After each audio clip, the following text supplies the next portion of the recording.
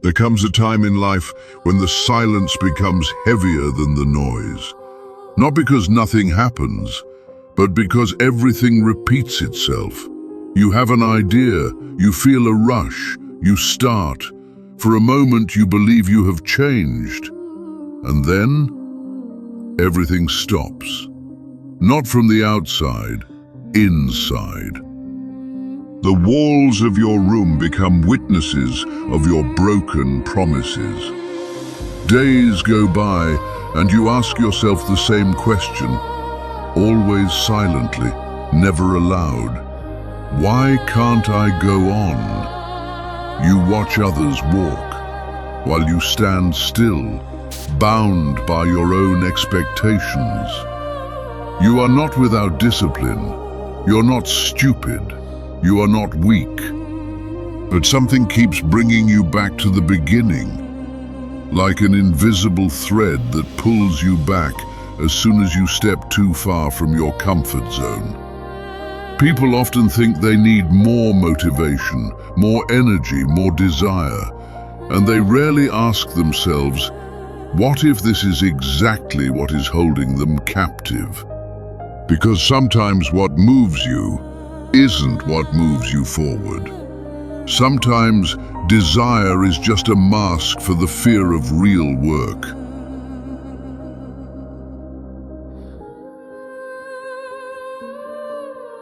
And that's where the question that many don't ask, and that changes everything. Motivation is one of the most romantic ideas in the modern world. We believe that it's the beginning of all change, that without it, there's no movement, that without that inner click moment, there's no point in even trying. We wait for it like a desert waits for rain, unaware that life can't be built on adversity. Psychologically, motivation is just an emotional side effect. It comes in response to a picture of the future, a better version of you, a better life, a clearer path. But emotions have one quality that we often ignore. They're fluid. They evaporate at the first sign of real effort. The ancient philosophers knew this. The Stoics didn't wait for a sense of readiness to be righteous or courageous. They built habit like armor. Because motivation responds to externals, to a video you watch, to music that lifts you up, to someone else's words. That's why it's strong at first, and why it fades as soon as the stage lights go out. In the modern world, motivation has become an entertainment industry. It tells you how to feel ready, while simultaneously making you addicted to a new shot of inspiration. It rarely teaches you how to act when you're empty. Motivation is the spark, but the spark was never enough to keep the fire burning through the long, cold night of actual work. The internal conflict begins quietly, not as a crisis, but as a mild reprieve. You say to yourself, tomorrow, when I'm ready, when I feel the right moment, and you wait. In that waiting, you don't feel bad, you feel responsible. It's like you're making preparations, like you're wise because you're not running your throat into strawberries. But that is the most dangerous lie we tell ourselves. It is stagnation disguised as caution. While you wait, your idea loses color. The energy you have been storing becomes toxic because there is nowhere to pour it out. Motivation taught you to listen to your heart, but it never taught you when to tell it to shut up. Inside, two forces collide: the desire to become someone new and the biological need to stay the same, where it is safe. Motivation is always on the side of pleasure. She loves beginnings because beginnings are cheap. They offer hope, not sweat. But continuity comes at a high price. He's looking for boredom. Look for repetition of the same movements until they become part of you. He is looking for silence, without applause and without likes. And then comes the paradox. The longer you wait to feel ready, the less likely you feel capable. Because your ability does not grow from waiting, but from friction with reality. And reality was created for you to wait.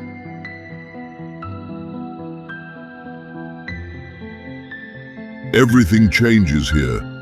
To get out of this trap, you must define your circle. It is that space, that craft, that skill or that goal where you decide to become invincible.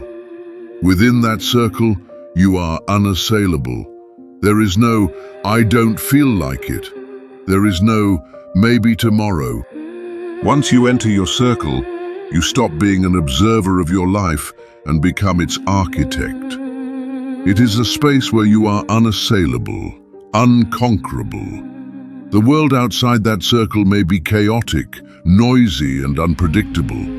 But within those boundaries that you have set for yourself, you are the absolute authority. Nothing outside that circle must shake you. Not other people's criticism, not your own doubts. But there is a rule. Whoever dares to enter your circle with the intention of disrupting you must be defeated. Not by violence, but by your unwavering dedication. You are at home there. There you have spent hours that no one has seen. There you have bled in silence. Therefore, when the temptation arises to give up, remember that in your circle you do not negotiate with emotions. You execute. Discipline within your circle is not punishment, it is your power. It's your home. And in your home, you make the rules. Change doesn't happen when you get more motivation. It happens when you change the basic question. No more? How do I feel? Rather, what must be done?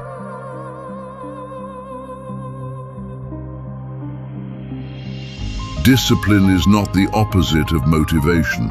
She is her upgrade. She is what remains when emotions cool down. Discipline does not seek inspiration or permission from your mood. It is a decision made in advance, in a moment of clarity, which your body carries out on its own. It's a silent agreement with yourself that you will show up on the field even when the sky is falling, especially then. That's when the real shift comes. There will be no fireworks, no one will pat you on the back, but you will feel a deep, cold certainty. You realize that freedom does not come from giving in to every impulse. It comes from a structure that you built yourself. Motivation asks you how you feel today, treating you like a child.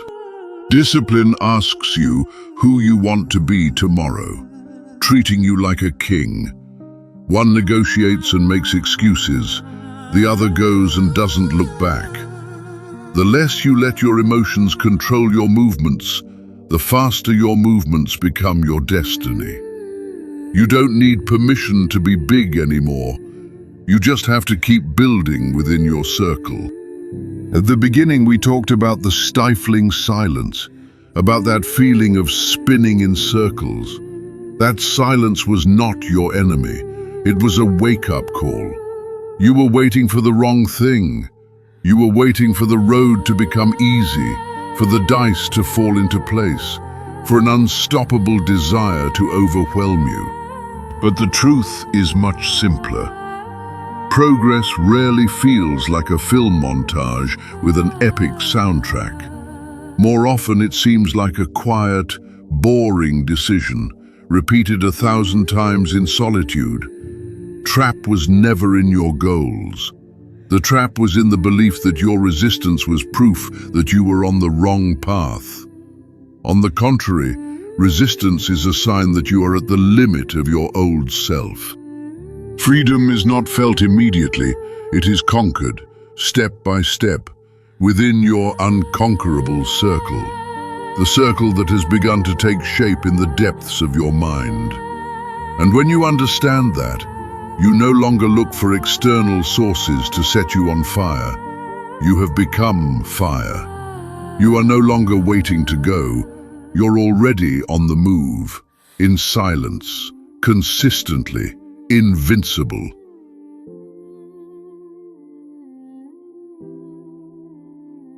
The next step is not a matter of choice. That's the only way. Welcome back. Thank you for watching.